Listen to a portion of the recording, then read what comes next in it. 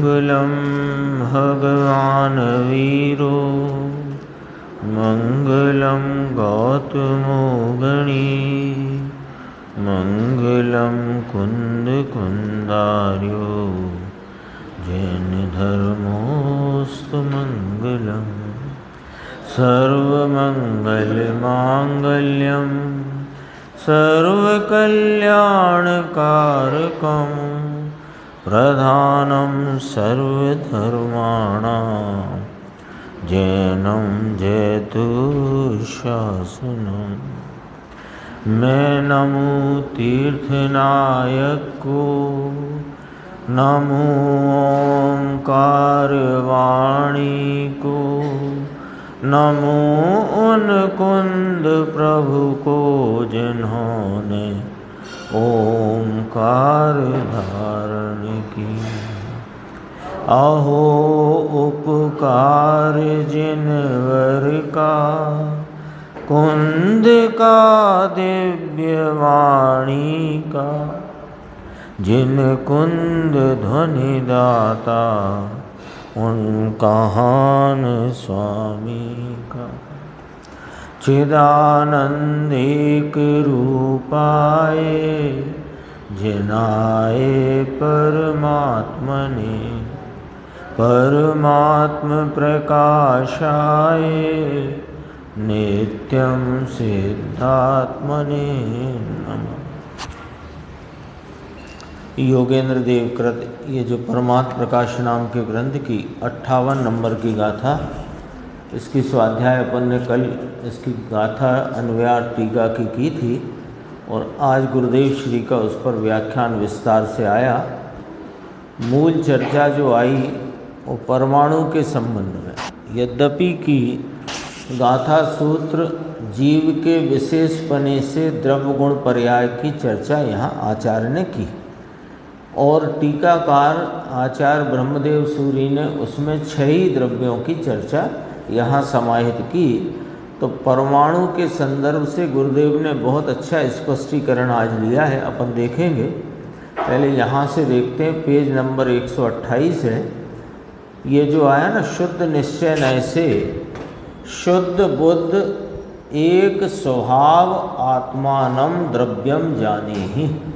इसका अर्थ आया कि शुद्ध बुद्ध एक स्वभाव, संस्कृत में है शुद्ध बुद्ध एक स्वभावम आत्मानम द्रव्यम जानी ही। ये एक का अर्थ अखंड किया है ना, और एक अगली पंक्ति में केवल ज्ञान है उसको अखंड कहा, वो पर्याय का अखंडपना बताया और यहाँ पर स्वभाव का अखंडपना बताया। तो ये स्पष्ट किया, ये थोड़ा ख्याल में लेने की बात है। यह एक का अर्थ अखंड किया है, परंतु अखंड तो केवल ज्ञान में आएगा ना, तो केवल ज्ञान तो पर्याय है, तो उस पर्याय को भी अखंड कहा। इसलिए इसे एक स्वभाव लेना, आत्मा के संदर्भ में जो एक शब्द लिया, अखंड लिया ना, तो अखंड को एक लेना। देखो ये आया ना, गुरुदेव ने संस्कृत पढ़ा इसीलिए शुद्ध बुद्ध अखंड, हिंदी में जो अर्थ आया ना, हिंदी का अर्थ अपन ने कल पढ़ा था, शुद्ध बुद्ध अखंड स्वभाव आया था। तो संस्कृत का मूल शब्द है शुद्ध बुद्ध एक स्वभावम आत्मानम द्रव्यम जानी ही। तो अखंड का अर्थ एक या एक का अर्थ अखंड किया और केवल ज्ञान में भी अखंड शब्द लिया पर्याय में। तो वो पर्याय की अखंडता, पर्याय की अखंडता कैसी कि ऐसी की ऐसी पर्याय, प्रत्येक समय में पूर्ण पूर्ण पूर्ण पूर्ण, इसलिए उसे अखंड कहा। और दूसरे उसमें ज्ञेयों के परिवर्तन से ज्ञप्ति परिवर्तन रूप भाव नहीं होकर एक अखंड धारा है केवल ज्ञान में। अभी छद्मस्थ को जो ज्ञान है वो खंड खंड है, ज्ञेय बदलता है ना, ज्ञप्ति परिवर्तन यानी विषय बदलता है, वहाँ विषय नहीं बदलता है। बस कैसा बदलता है वो अपन ने देखा था पीछे की गाथाओं में कि वह पूर्व की पर्याय जो वर्तमान पर्याय है वो भूत के रूप जानने में आती है और भविष्य की पर्याय वर्तमान रूप जानने में आती है। बस ऐसे, लेकिन तीन काल तीन लोक युग पद प्रत्यक्ष सारा का सारा एक समय में झलकता है और वैसा ही पूर्ण पूर्ण पूर्ण केवल ज्ञान बढ़ता है। तो उधर उधर पर्याय की अखंडता करें, ये स्वभाव की अखंडता। दोबारा से देखो, पर्याय में अखंड आएगा, इसीलिए यहाँ क्या लेना, अखंड में एक स्वभाव, एक माने जिसमें दो पना नहीं। एक का अर्थ यही होता है ना, एक माने दो पना नहीं, तो दो पना नहीं माने कोई भेद नहीं, भेद नहीं, इसका अर्थ अभेद रूप, अभेद स्वभाव। इसलिए ऐसे एक स्वभाव लेना। शुद्ध निश्चय से भगवान आत्मा अत्यंत शुद्ध है, पवित्र है, बुद्ध है, नाम ज्ञान का पिंड है, और एक है माने अभेद स्वभाव रूप है। अब थोड़ी पर्याय की बात देखते हैं अपन 129 पेज पे। उनमें से ज्ञान के 8 भेद हैं। अब ये पर्याय की बात लेते हैं। उनमें केवल ज्ञान तो पूर्ण है, अखंड शुद्ध है। अब इधर अखंड लिया, वहाँ आया अखंड, स्वभाव में अखंड लिया, अब पर्याय में अखंड लिया। केवल ज्ञानम सकलम अखंडम शुद्धम, ऐसा शब्द है। केवल ज्ञान है, वह पूर्ण है, पूर्ण है। सकल कहा ना, सकल, सकल क्यों कहा कि वह ज्ञान का परिपूर्ण भाव प्रकट है ना। सकल पदार्थों को जानता है, इसलिए सकल नहीं, उसकी अपनी सामर्थ्य का परिपूर्ण भाव प्रकट है, इसलिए सकल, सकल है। इस शब्द में अखंड शब्द लिया, उसका अर्थ है पूर्ण है, सकल है, पूर्ण है, अखंड है, शुद्ध है। पर्याय हो, केवल ज्ञान की पर्याय वह अखंड है, शुद्ध है, पूर्ण है, ये अर्थ लिया। इधर देखो, फिर बाकी चर्चा अपन कर चुके हैं, नीचे देखना, यहाँ एक और चर्चा है बीच की 6 लाइन छोड़कर। वस्तु जो है ऐसे ध्रुव शुद्ध बुद्ध एक स्वभाव वह उपादेय है। पहली पंक्ति आई टीका की, शुद्ध निश्चय न से तो शुद्ध बुद्ध अखंड एक, अखंड कहो कि एक स्वभाव रूप है, तो कहा यही उपादेय है ना। वस्तु जो है ऐसे ध्रुव शुद्ध बुद्ध एक स्वभाव वह उपादेय। आ गया ख्याल में, ये 4 शब्द आए। ध्रुव यानी बदलता नहीं, शुद्ध यानी पवित्र है, निर्मल है, बुद्ध नाम ज्ञान स्वरूप है, एक स्वभाव माने अभेद स्वभाव स्वरूप है, वह उपादेय है। देखो, उपादेय वस्तु, आश्रय के योग वस्तु, दृष्टि के विषय रूप वस्तु, यह मैं जीव पदार्थ ध्रुव स्वरूप हूँ, निर्मल हूँ, ज्ञान स्वरूपी अभेद हूँ। आ गई ना ये विषय, दृष्टि का विषय इस प्रकार यहाँ निरूपित किया। यहाँ माने पूरे जनागम में यही निरूपित किया है। उसमें उसके कारण सम्यक दर्शन होता है। सम्यक दर्शन का विषय क्या रखा? ध्रुव शुद्ध बुद्ध एक स्वभाव, ध्रुव कायम पवित्र ज्ञान स्वरूपी अभेद अखंड स्वभाव, वह सम्यक दर्शन का विषय।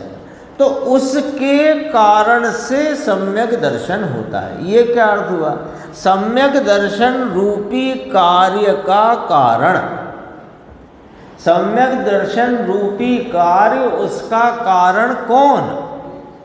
कि शुद्ध ध्रुव शुद्ध बुद्ध एक स्वभाव, दृष्टि का विषयभूत यह त्रिकाली ज्ञायक भगवान कायम रहने वाला पवित्र है, ज्ञान स्वरूपी है और अभेद है। ये वस्तु कारण भाव है। और इसके ये किसका कारण है? कि सम्यक दर्शन रूपी निर्मल आनंदमयी परिणति का कारण भाव ये है। इसमें क्या नक्की हुआ कि कोई रागादि भाव, कोई निमित्त अथवा कोई पर्याय, अभेद लिया ना, तो कोई भेद रूप पर्याय या कि राग के निमित्त रूप पर पदार्थ, कोई भी देव शास्त्र गुरु दया दान व्रत भक्ति पूजा उनको जानती ज्ञान की एक समय की खंड खंड पर्याय, ये कोई भी सम्यक दर्शन का कारण तीन काल में नहीं है। एक ही कारण भाव है, ध्रुव शुद्ध बुद्ध एक स्वभाव।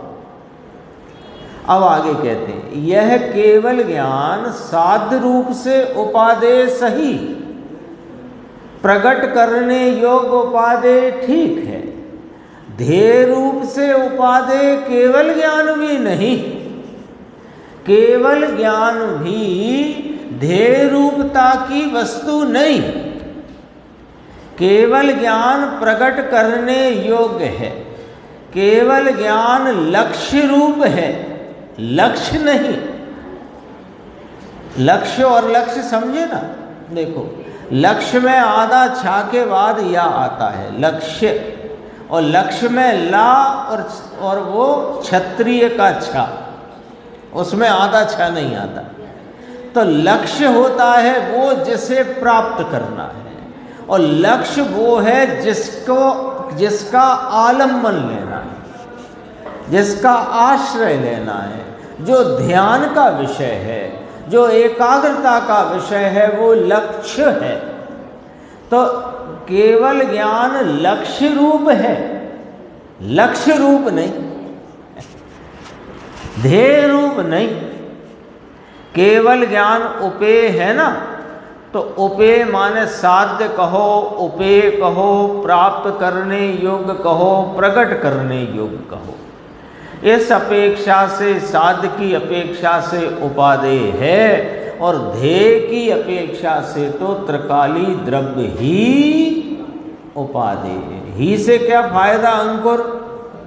अन्न का निषेध, ही का काम ही ये है, अन्न का निषेध। और ध्येय की अपेक्षा से तो त्रिकाली द्रव्य ही उपादेय है, अखंड ज्ञान वस्तु शुद्ध चैतन्य।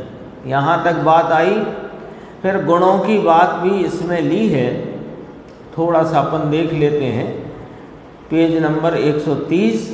पुद्गल में अमूर्त गुण नहीं पाए जाते, इसके ऊपर गुरुदेव ने फरमाया था, गुणास्त्रिविधा भवन्ति, गुणों के तीन प्रकार कहे, साधारण असाधारण, साधारण असाधारण।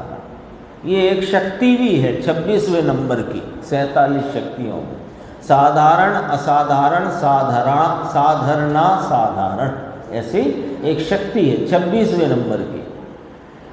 तो उसका भाव क्या? वही भाव है यहाँ जो कहा ना, गुणास्त्रिविधा भवन्ति, गुण तीन प्रकार से, वस्तु में तीन प्रकार से गुण रहे हैं। कैसे कि अस्तित्व वस्तुत्व आदि सामान्य गुण जो सभी छह द्रव्यों में पाए जाते हैं। और आत्मा की अपेक्षा बात करें तो ज्ञान दर्शन सुख चारित्र ये विशेष गुण, पुद्गल की अपेक्षा स्पर्श रस गंध ये विशेष माने असाधारण। तो अस्तित्व वस्तुत्व द्रव्यत्व आदि ये साधारण गुण। ज्ञान दर्शन अपन आत्मा की बात करते हैं, ज्ञान दर्शन सुख चारित्र असाधारण गुण, और वस्तु में ये दोनों ही गुण साथ ही रहे हुए।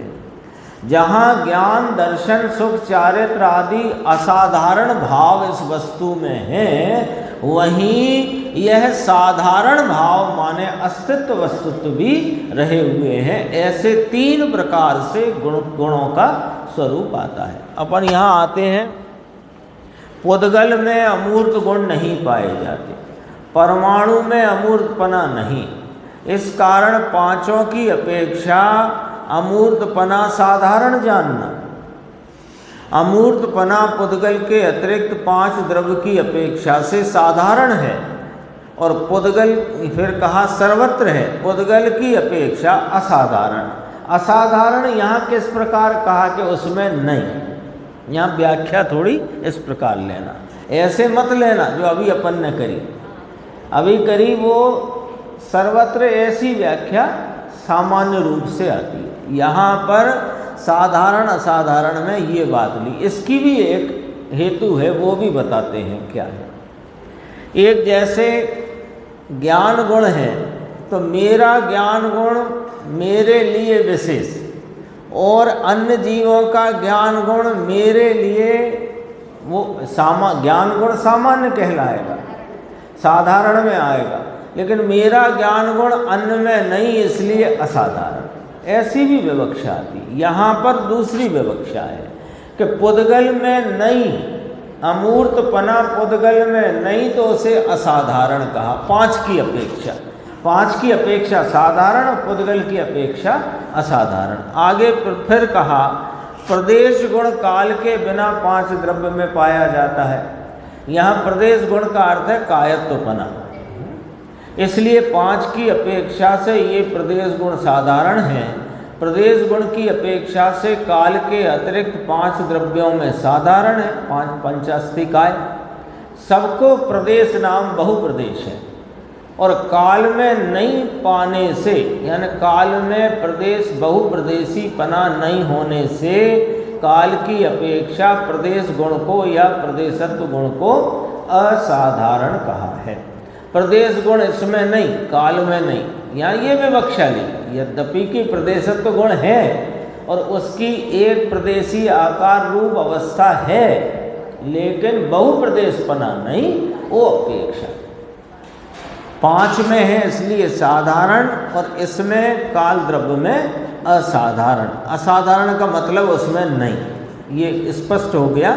अब देखो, एक चर्चा आई थी 131 पे कि सचेत वनस्पति सचेत शरीर कहना, तो शरीर में तो चेतना होती नहीं। तो ये प्रश्न आएगा, प्रश्न उत्तर रूप चर्चा है। चेतन पुनः पुद्गल में सर्वथा नहीं पाया जाता, परमाणु में चेतनपना है नहीं, तथापि सचेत शरीर कहते हैं, सचेत वनस्पति कहते हैं ना। तो मुमुक्षु ने कहा शरीर कभी सचेत होता है क्या? वो तो पुद्गल का परिणमन है, परिणाम है। कौन? शरीर। तो गुरुदेव श्री ने कहा ये तो निमित्त से कथन है, सचेतन शरीर सचेतन वनस्पति, ये निमित्त का कथन है। अब आती है बात अपनी यहाँ से परमाणु के संदर्भ में, ये गंभीर चर्चा है। अपन देखते हैं 132 पे। यह प्रश्न उठा था कि ये एक परमाणु है, वह स्वाभाविक पर्याय है, परंतु दूसरे स्कंद में जुड़ता है, इसलिए उसे विभाव होता है। अब जरा समझना आराम से। अपन ने इस गाथा की टीका में भी देखा था, और भी पहले भी बात आ गई है कि जीव की और पुद्गल की स्वभाव विभाव पर्यायें होती हैं। शेष 4 द्रव्यों की तो स्वभाव परिणति ही अनादि अनंत वर्तती है। ये बात आई थी ना। अब जीव के संदर्भ में बात करें तो जीव की परिणति में रागादि मलिनता, या संक्षेप में कहें तो मोह राग द्वेष का परिणाम वो विभाव रूप है, क्योंकि जीव का स्वभाव इस रूप है नहीं।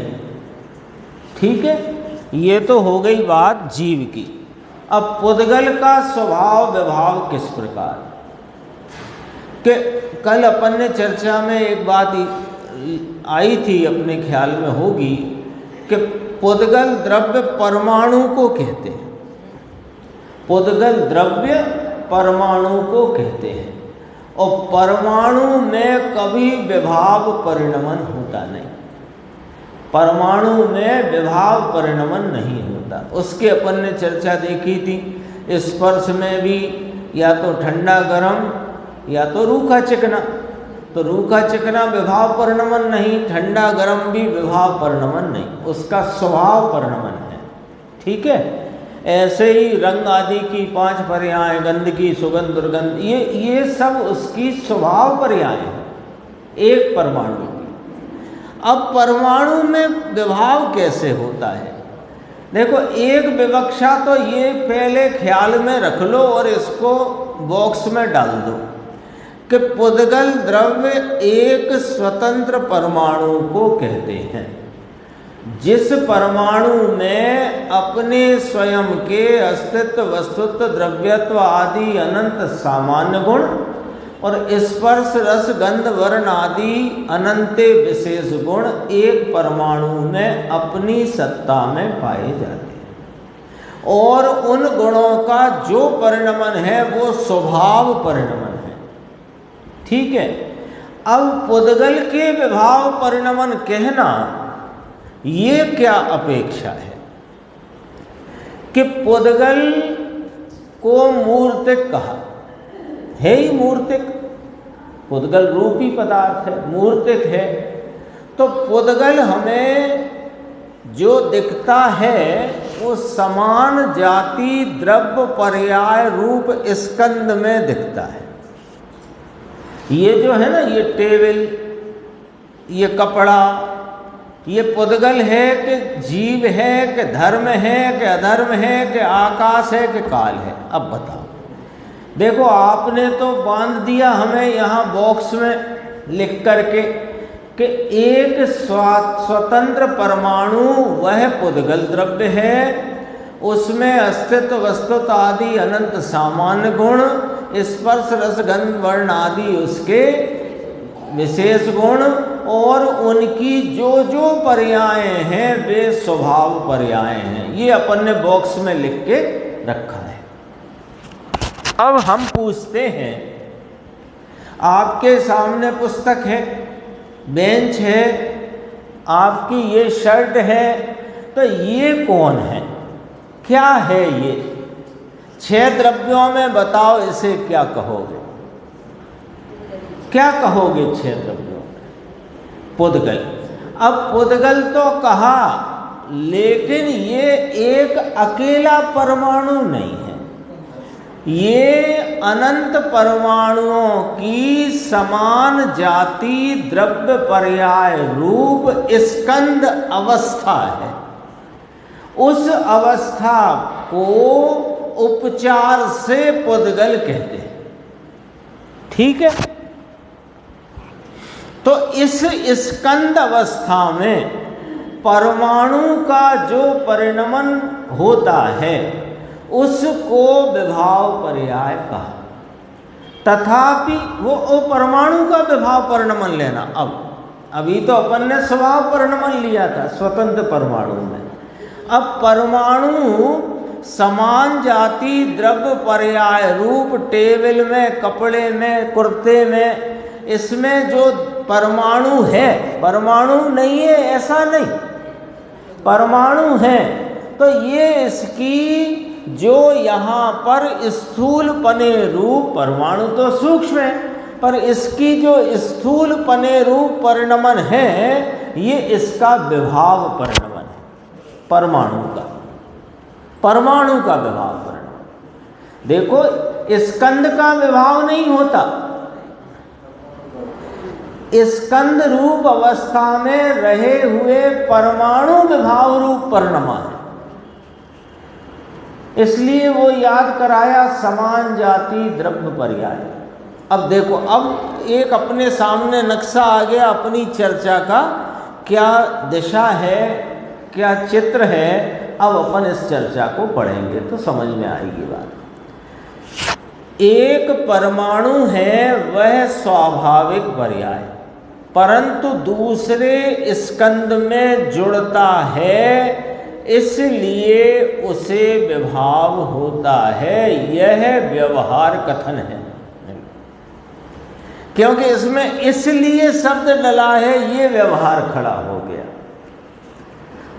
निश्चय कैसे समझना कि एक परमाणु है वह उसकी जो कुछ परिणमन है स्थूल अथवा सूक्ष्म, तो स्वतंत्र रहा तो सूक्ष्म परिणमन है, पर वह समान जाति द्रव्य पर्याय रूप स्कंद में जुड़ गया तो स्कंद रूप परिणमन हुआ, तो वहाँ वह परमाणु विभाव रूप परिणमा अपनी योग्यता से, लेकिन जुड़ गया इसलिए परिणमा, ये व्यवहार कथन।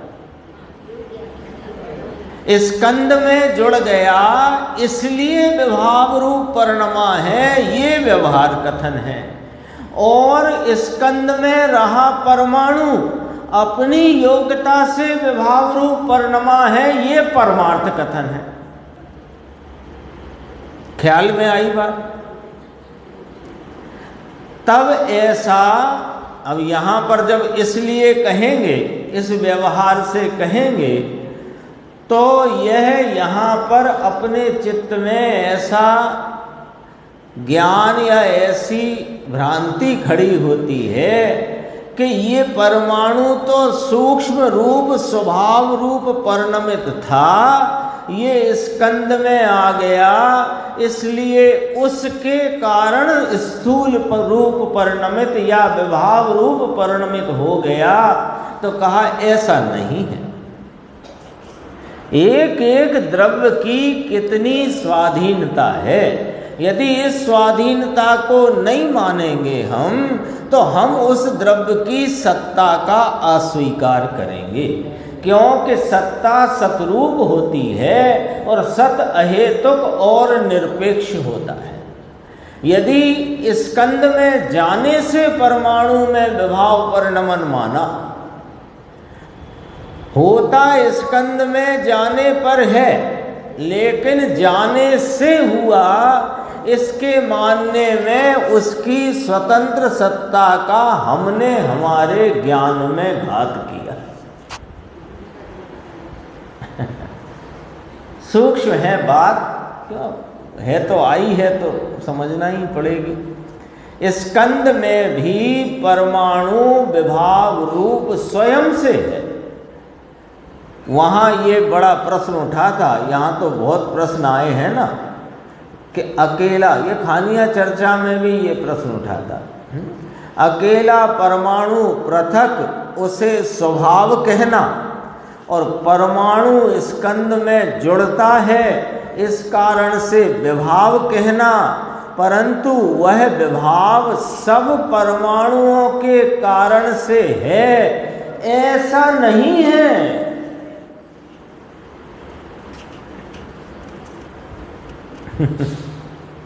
एक एक परमाणु की विभाव पर्याय वहाँ स्वतंत्र है। समझ में आया? इसमें स्कंद में है इसलिए पर के कारण परमाणु का विभाव परिणमन है, ऐसा नहीं है। नीचे देखना,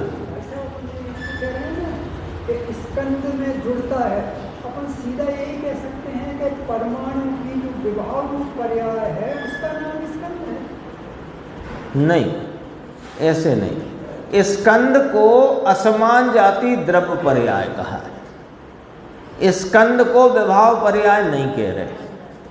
असमान जाति द्रव्य पर्याय उसका नाम स्कंद है। हाँ, समान जाति, भूल जाता हूँ, भूल गया मैं। समान जाति, समान जाति द्रव्य पर्याय उसका नाम स्कंद है।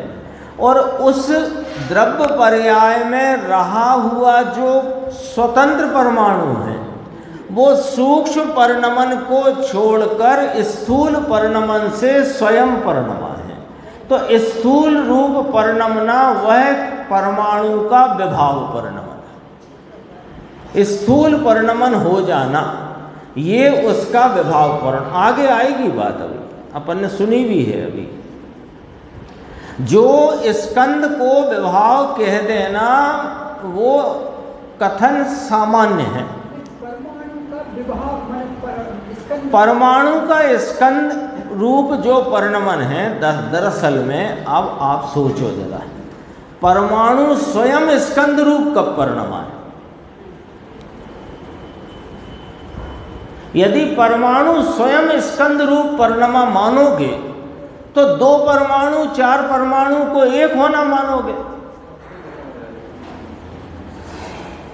समझना जरा न्याय से। ये तो अपन मोटे रूप से कह देते हैं, जैसे जीव के संबंध में कहते हैं मनुष्यादि पर्याय से नाश होना, देवादि पर्याय की उत्पत्ति होना आदि इत्यादि बहुत स्थूल कथन भी होते हैं। तो स्कंद स्वयं विभाव रूप परमाणु का परिणाम नहीं है, क्योंकि स्कंद एक परमाणु नहीं है। तो यदि 4 परमाणु, 10 परमाणु, 100 परमाणु, लाख परमाणु मिलकर वे स्कंद हुए, तो परमाणु तो लाख में लाख ही रहे ना। या 100 परमाणुओं का स्कंद है तो वे परमाणु तो 100 ही रहे ना। 100 का 1 हो जाए तो अपन स्कंद को परमाणु का विभाव कहें। उसका नाम प्रवचन सार 93 नंबर गाथा में बहुत स्पष्ट तरीके आचार्य कुंद अमृत चंद्र देव ने कहा, समान जाति द्रव्य पर्याय, यानी कि स्वतंत्र रहे बहुत परमाणुओं का एक साथ इकट्ठा दिखाई देने वाला जो भाव है उसका नाम समान जाति द्रव्य पर्याय है। वहाँ भी प्रत्येक परमाणु अपने अपने अस्तित्व, वस्तुत्व, द्रव्यत्व, अगुरु लगत्व आदि सामान्य गुणों रूपता से और स्पर्श रस गंध वर्ण आदि अपने विशेष गुण रूपता से स्वाधीन परिणमन करता है।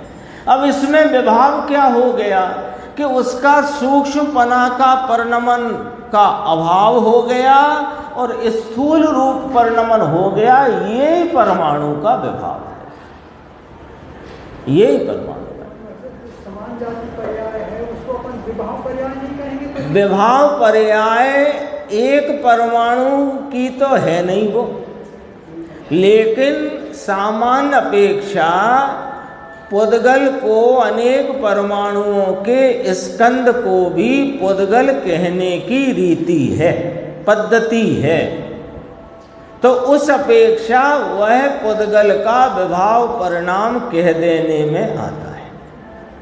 जैसे ये टेबल है, ये कपड़ा है, ये कुर्सी है, ये बेंच है, तो ये क्या है? अभी अपन ने शुरुआत की थी, ये 6 द्रव्यों में कहाँ ले जाएं इसको, क्योंकि द्रव्य तो एक स्वतंत्र परमाणु पुद्गल द्रव्य है, तो इसे कहाँ ले जाएं? तो कहा ये भी पुद्गल ही कहा जाएगा। ये धर्मास्थी अधर्मास्थी आकाश काल नहीं, ये जीव नहीं, पर ये एक पुद्गल है क्या? तो अनंत पुद्गल परमाणुओं का, अनेक पुद्गल परमाणुओं का एक साथ में दिखाई देने वाला भाव है, उसको पुद्गल कहने की पद्धति है।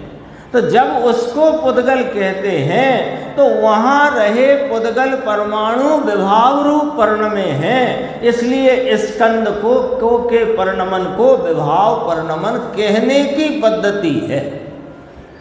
क्योंकि स्कंद मिलकर के नहीं परिणम सकते परमाणु अपनी स्वाधीन सत्ता में रह करके स्वतंत्र अपने स्पर्श रस गंध वर्ण भाव से परिणमते हैं।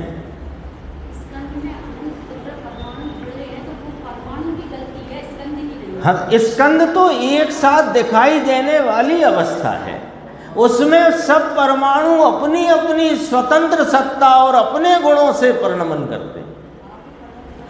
तो स्कंद को पर्याय कहना ये समान जाति द्रव्य पर्याय है, और उसको विभाव परिणाम कहना इस अपेक्षा के वहाँ जो परमाणु रहे हैं वे सब विभाव रूप परिणमित हैं, इसलिए स्कंद को विभाव कहा जाता है।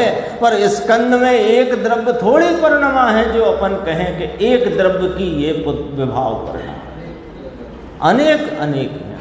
देखो आगे बढ़ती है, लेकिन वो सूक्ष्मपना छोड़कर स्थूल रूप परिणम गया है, ये उसका विभाव है। सूक्ष्मपना परिणमना परमाणु का स्वभाव है, जैसे वीतराग रूप परिणमना इस जीव का स्वभाव है, राग रूप परिणम गया है, ये इसका विभाव है। तो बहुत अद्भुत बातें हैं। अजीब पे है ना, जीव का स्वभाव राग रूप परिणमना नहीं है ना, पर ये अनादि संसार में कर्म संयोग और ये असमान जाति द्रव्य पर्याय में परिणमा हुआ स्वयं से राग रूप परिणमा है, कर्म से नहीं, शरीर से नहीं। ऐसा ही परमाणु में लगा दो। स्वतंत्रता के सिवाय इस जैन दर्शन में कुछ नहीं। यहाँ तो पहला ही ध्वजारोहण तीसरी गाथा समय सार से होता है। प्रत्येक द्रव्य अपने गुण पर्यायों के चक्र को चूमता है, स्पर्शता है और आलिंगन करता है। ये अपना जैन शासन का ध्वज यही है। इस पर खड़े रह करके इसकी छाया में सारा तत्व ज्ञान आपको निर्मल प्राप्त होगा, निर्मल तत्व ज्ञान की प्राप्ति होगी इस छाया में, इस झंडे की छाया में। आगे बढ़ते हैं। देखो बहुत गंभीर गंभीर बातें हैं स्कंद के संबंध में। अब आपके जो प्रश्न थे सबके जवाब इसमें हैं। स्कंद के संबंध में परमाणु हो, देखो अब बिल्कुल ध्यान से सुनना, चर्चा हो गई है। स्कंद के संबंध में परमाणु हो माने है वह परमाणु स्वयं से विभाग रूप परिणमित है। आ गया, समझ में आया। और स्कंद में भी, स्कंद जो अपन इसे अवस्था कह रहे हैं, समान जाति द्रव्य पर्याय रूप अवस्था, उस स्कंद में भी प्रत्येक परमाणु अपना द्रव्य क्षेत्र काल भावपना विभावपना आदि सबका न्यारा न्यारा, ऐसी बात है। इसलिए परमाणु में विभावपना स्कंद की अपेक्षा से आया, इसलिए पर की अपेक्षा से आया, ऐसा नहीं है। जोर से है बात।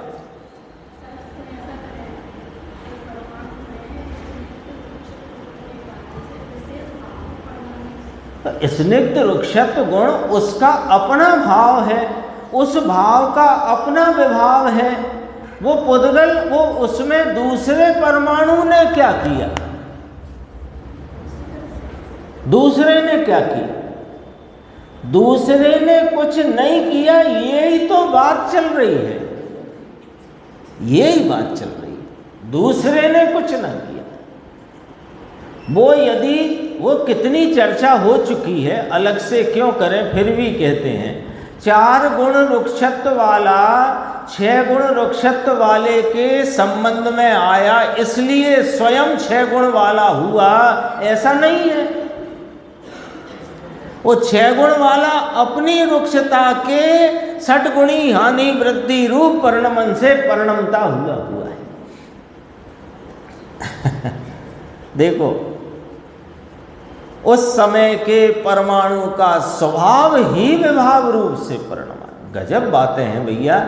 भगवान के कहे हुए वास्तविक द्रव्य गुण और पर्याय किस प्रकार हैं, इसकी यह व्याख्या है। सर्वज्ञ भगवान ने 6 द्रव्य कहे, उनके गुण कहे, उनकी पर्याय कही, वह किस प्रकार उसका अस्तित्व है, इसकी यह व्याख्या है।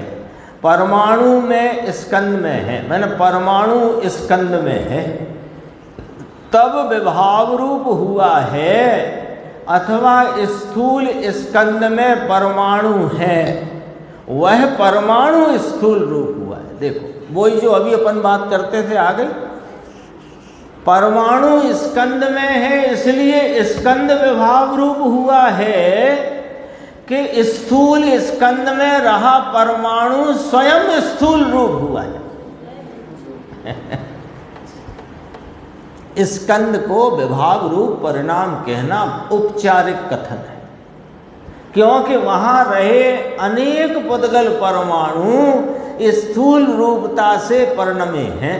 अब हम मोटा मोटी तौर पर इस स्कंद को ही पुद्गल कहते हैं, तो स्कंद में रहे हुए सब परमाणु विभाव रूप परिणमे हैं, तो स्कंद का विभाव रूप परिणमन कहने में आ रहा। तो वो पुद्गल का विभाव स्कंद है, ऐसा कहने में आता है। इसलिए ऐसा कहते हैं वह स्थूल है, इसलिए स्थूल रूप हुआ है ऐसा नहीं। उस रूप स्थूल पने होने का किसका? परमाणु का स्वभाव उसका उस समय का अपने कारण से है। और देखो नीचे चर्चा है थोड़ी सी। 81 गाथा 85 काय की गुरुदेव ने याद करी कि स्कंद में भी परमाणु अपने द्रव्य क्षेत्र काल भाव से है, पर के कारण नहीं। ये जिन शासन में एक बहुत सुंदर वस्तु व्यवस्था केवली परमात्मा ने कही, आचार्य भगवंतों ने लिखी, अपने को बताई कि सत का स्वरूप बताया। प्रत्येक द्रव्य है, यहीं से बात उठती है ना, द्रव्य है माने सत्ता। तो सत्ता का क्या स्वरूप? कि सुनो, सत्ता अपने स्वय चतुष्टय स्वरूप है। एक पॉइंट, वह सत्ता अहेतुक है, क्योंकि है का हेतु बताओ। है का हेतु क्या होता है ही ना। अब उसमें हेतु क्या लगाओगे आप? क्यों है? कि वो तो है, तो है में हेतु नहीं होता, एक बात। और है वह निरपेक्ष होता है, उसमें कोई सापेक्षता नहीं होती। है संबंधी भाव के कथन को आप कहने में सापेक्षता लगा सकते हो, उससे कह सकते हो, पर उसका है पना निरपेक्ष है। ये लकड़ी रूप स्कंद में परमाणु है, ऐसे इस स्कंद की अपेक्षा से परमाणु की सत्ता कह सकते हो, लेकिन इस समय में भी परमाणु अपने स्वय द्रव्य, स्वय क्षेत्र, स्वय काल, स्वय भाव से अहेतुक पने निरपेक्ष रूप से रहा हुआ है। कहने में आएगा ये लोहे के, ये स्टील का, ये लोहे का, ये पीतल का, ये प्लास्टिक का, तो ये स्कंद में ये प्लास्टिक के परमाणु, ये लोहे के परमाणु तुम कहते रहो, तुम्हारी समझ के लिए, बोलचाल के व्यवहार के लिए। भाई एक व्यक्ति खड़ा था, चारों तरफ से स्कूल के बच्चे या उसके परिवार के बच्चे सब इकट्ठे हुए। एक ने मामा का, एक ने चाचा का, एक ने पापा का, एक ने भैया का, एक ने फूफा जी का, एक ने नाना जी का। अब ये क्या हो गया? उस व्यक्ति में, उस व्यक्ति ने क्या गलती कर दी कि इतने नाम रखे हो गए उसके? वो व्यक्ति तो उस व्यक्ति रूपता से है कि नहीं है। ऐसे ही स्कंद में प्रत्येक परमाणु अपने द्रव्य क्षेत्र काल भाव से है, पर के कारण नहीं। भले विभावपने परिणमा, परंतु वह अपने से स्वतंत्र अवस्था से विभावपने परिणमा है। समझ में आया? वास्तव में तो स्कंद में परमाणु स्थूल रूप से परिणमा, ये इसका विभाव परिणमन बस।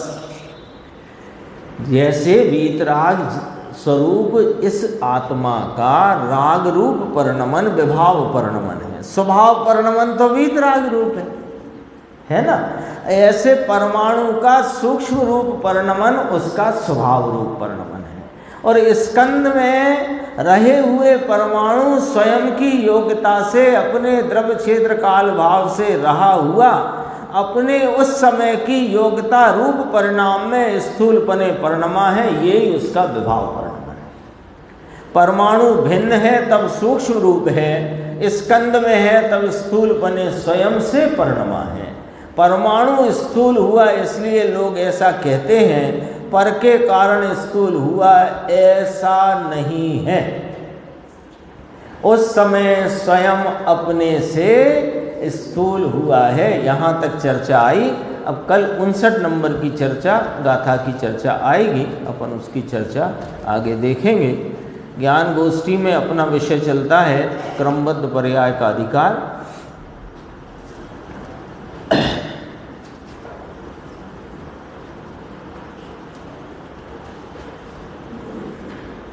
585 नंबर का प्रश्न है।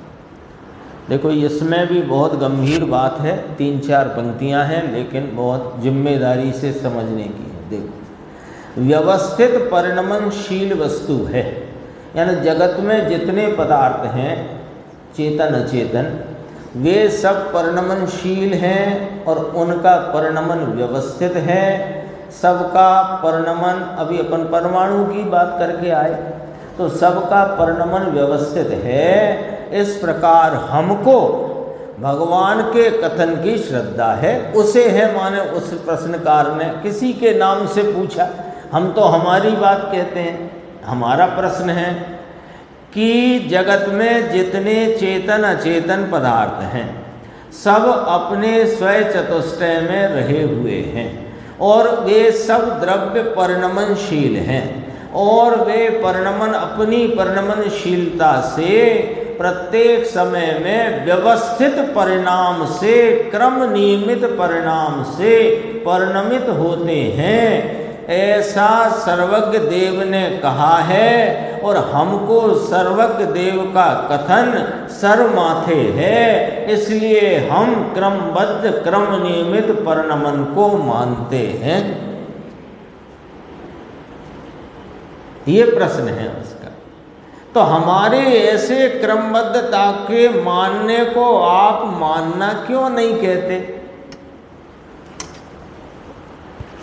आप बार बार हमसे ये कह देते हो, जब हम ये कहते हैं कि सर्वज्ञ देव ने कहा है कि जगत में अनंत चेतन अचेतन पदार्थ हैं, वे परिणमनशील हैं और अपनी परिणमनशीलता से वह क्रम नियमित परिणामों से परिणमते हैं, आगे पीछे नहीं और किसी अन्य प्रकार से नहीं। ये हमको सर्वज्ञ के कथन पर हमें पूरा विश्वास है।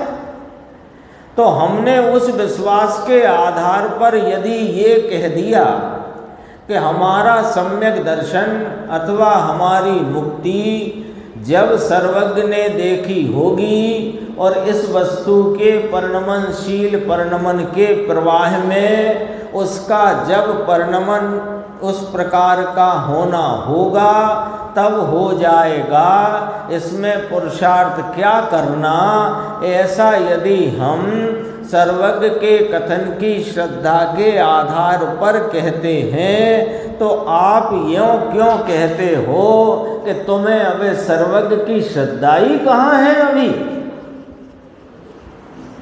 प्रश्न कहाँ से खड़ा हुआ है? पीछे चर्चा आ चुकी है, वहीं से खड़ा हुआ है।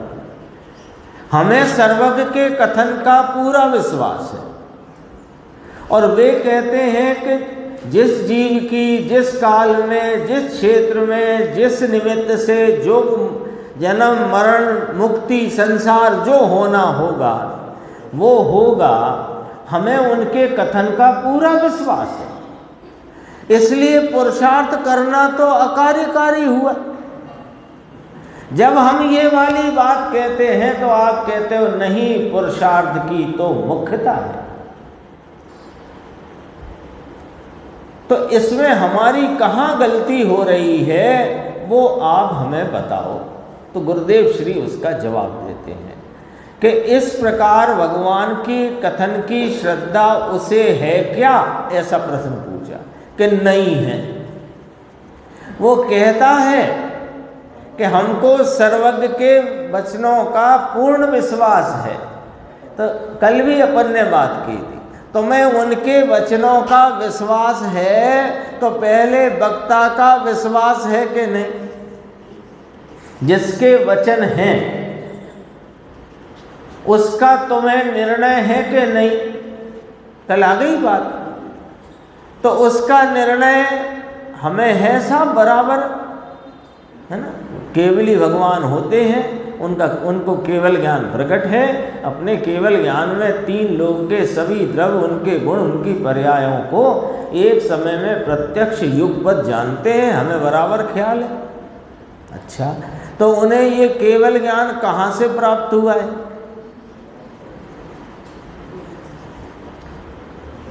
उन्हें केवल ज्ञान, तुम्हें उनके वचनों का भरोसा है। क्यों वचनों का भरोसा है? साहब उन्हें केवल ज्ञान है, सर्वज्ञ हैं वे सबको जानते हैं।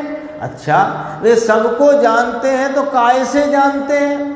कि उनकी केवल ज्ञान पर्याय से जानते हैं। अच्छा, तो केवल ज्ञान पर्याय उन्हें कहाँ से प्राप्त हुई?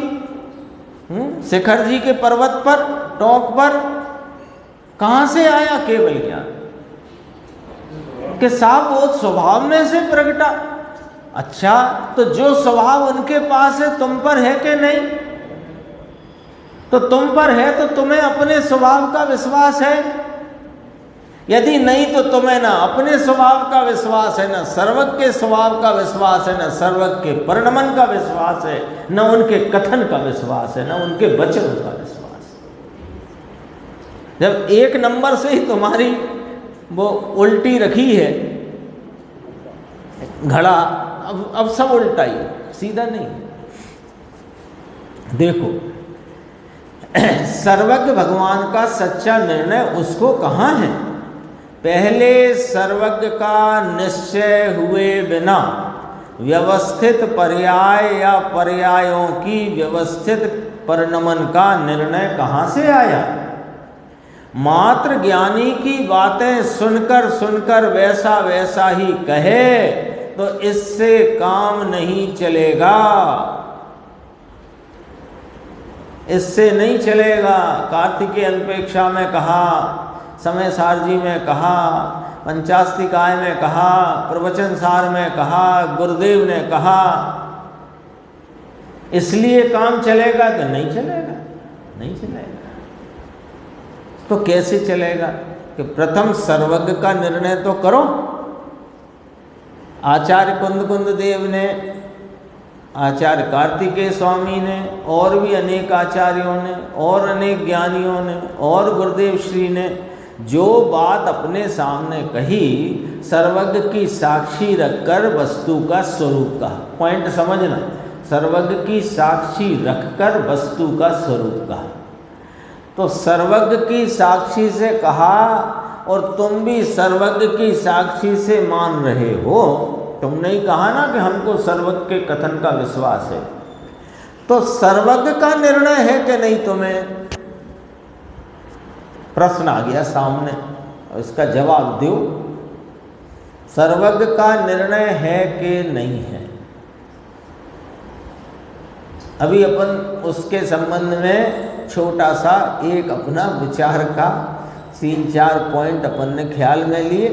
काय से जानते हैं? केवल ज्ञान से जानते हैं। केवल ज्ञान कैसे, कहाँ से प्राप्त हुआ? कि उनके ज्ञान स्वभाव से। तो उनका ज्ञान स्वभाव है, वैसा ज्ञान स्वभाव मेरे पास भी है। तो अपने ज्ञान स्वभाव का निर्णय हो तो सर्वज्ञ का निर्णय होता है। देखो नीचे की पंक्ति, द्रव्य का निर्णय किए बिना सर्वज्ञ का निर्णय वास्तव में हो सकता नहीं। और अपना निर्णय जहाँ हुआ तो 2 बातें होती हैं कि यही पुरुषार्थ होता है। तो अब पुरुषार्थ का प्रश्न तुम्हारा अपने आप ही हल हो गया, ठीक है ना? अपने आप हल हो गया। दूसरे, अब तुम्हें इस प्रकार की दुविधा रूप प्रश्न उत्पन्न होना ही बंद हो गए। जो सर्वज्ञ ने देखा है सो होगा, जो सर्वज्ञ ने देखा है सो होगा। अब ऐसी बात नहीं होती।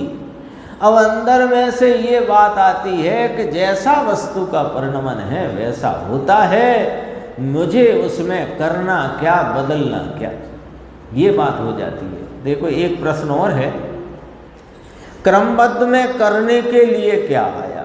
क्रमबद्ध का इतना गंभीर सिद्धांत आपने प्रकट किया, आचार्य भगवंतों की कथनी का मर्म निकाल करके आपने प्रकट किया प्रभु महाराज, तो उसमें हमें करना क्या है सो बता दो। क्योंकि अपन तो करने के पीछे ही परेशान है ना। आता नहीं, अब की बार 10 लक्षण आ रहे हैं तो क्या करना है, प्रश्न रहता है। 10 लक्षण आएंगे महीने 1.5 महीने में, तो अब अगले ही महीना तो है, और ज़्यादा से ज़्यादा 35-36 दिन बाकी होंगे। तो अब इस 10 लक्षण में क्या करना है, पिछली बार क्या किया था, तो ऐसा ही प्रश्न यहाँ आ गया। क्रमबद्ध की बात आपने बताई, हमको स्वीकार है, समझ में भी आई। चलो हमें थोड़े ये विकल्पात्मक ज्ञान में वो थोड़ी बात हमको जची, तो अब जची तो अब ये और बताओ करना क्या है। देखो करना है कहाँ, क्रमबद्ध पर्याय का जो स्वरूप आचार्य भगवान ने क्यों बताया, 308 से 311 नंबर की समय सारजी की गाथा, उसकी उत्थानिका में कहा अब आत्मा का अकर्तत्व दृष्टांत द्वारा बतलाते हैं। तो क्या बतलाया क्रमबद्ध पर्याय से? अकर्तापना। और तुम्हें करना सूझ रहा है। देखो करने में तो कर्तत्व बुद्धि आती है, करने की बुद्धि छूट जाए, यही क्रमबद्ध की स्वीकारता है, यही क्रमबद्ध है। क्रमबद्ध में कर्तत्व बुद्धि छूट जाती है, पर मैं तो कुछ कर सकता ही नहीं, और अपने में भी जो होने वाला है वही होता है, अर्थात अपने में भी राग होना है वह होता है, उसका करना क्या? सब कह देंगे अभी थोड़ी सी देर में सुनते जाना। राग में से भी कर्तत्व बुद्धि छूट गई, पर का करना तो दूर रहो, अपने राग का परिवर्तन क्या करना, वो तो जो होना है वह उस समय में होता है। तीव्रता का हो, मंदता का हो, दयादान का हो, खाने पीने भोगने का हो, जो होना हो वो होता है। भेद और पर्याय पर से भी दृष्टि हट गई, तब क्रमबद्ध की प्रतीति हुई। क्रमबद्ध की प्रतीति में तो ज्ञाता दृष्टा हो गया। अब निर्मल पर्याय करूं ऐसी बुद्धि भी मिट गई, राग को करूं ये बात तो दूर रह गई। जरा देखना कैसे कहा, पहले कहा पर द्रव्यों का करूं, ये तो बात दूर रहो, तुम कर ही नहीं सकते, और अपने राग की अपनी परिणति में होते राग को बदल नहीं सकते, तो राग को करूं ये बुद्धि मिट गई। अब निर्मल पर्याय को करूं ये बुद्धि भी जब मिट गई, तो राग को करूं ये बात तो दूर रही। निर्मल पर्याय नाम सम्यक दर्शन मोक्ष मार्ग, और राग माने कषाय की तीव्रता मंदता। अब देखो, अरे ज्ञान करूं ये बुद्धि भी छूट जाती, ज्ञान करूं ये बुद्धि भी नहीं। देखो भैया हम परद्रव्य का तो कुछ कर नहीं सकते, तो उसका लक्ष्य करते हैं तो राग उत्पन्न होता, उस राग को भी मैं नहीं कर सकता, लेकिन मैं उसका ज्ञान कर सकता हूं। ज्ञान कर सकता हूं नहीं, ज्ञान होता है, राग भी होता है, लक्ष्य भी जाता है। कर्तव्य बुद्धि छूट जाती है और अकेला ज्ञान रह जाता है, जिसे अब सुनना जरा ध्यान से, जिसे राग करना है, जिसे राग में रुकना है, उसे इस क्रमबद्ध की बात जमी ही नहीं, उसको सुहाती ही नहीं है, क्योंकि उसे राग करना है, राग में रुकना है, कर्तव्य तो उसको चढ़ा हुआ है। राग को करना, अरे राग को छोड़ना, ये भी आत्मा में नहीं। आत्मा तो अकेला ज्ञान स्वरूप है, पर की पर्याय तो जो होने वाली है वह तो होती ही है। क्रम से बात कहते हैं, उसे मैं करूं ही क्या, और मेरे में जो राग आता है उसे मैं लाऊं क्या, और मेरे में जो शुद्ध पर्याय आए उसको मैं करूं और लाऊं, ऐसे विकल्प से भी क्या। अपनी पर्याय में होने वाला राग और होने वाली शुद्ध पर्याय को करने का विकल्प क्या करना। राग और शुद्ध पर्याय के कर्तत्व का विकल्प शुद्ध स्वभाव में है ही नहीं। अब अंतिम लाइन इसकी एकदम मुद्दे की बात, अकर्तापना आ जाना ही मोक्ष मार्ग का पुरुषार्थ है। शेष चर्चा है।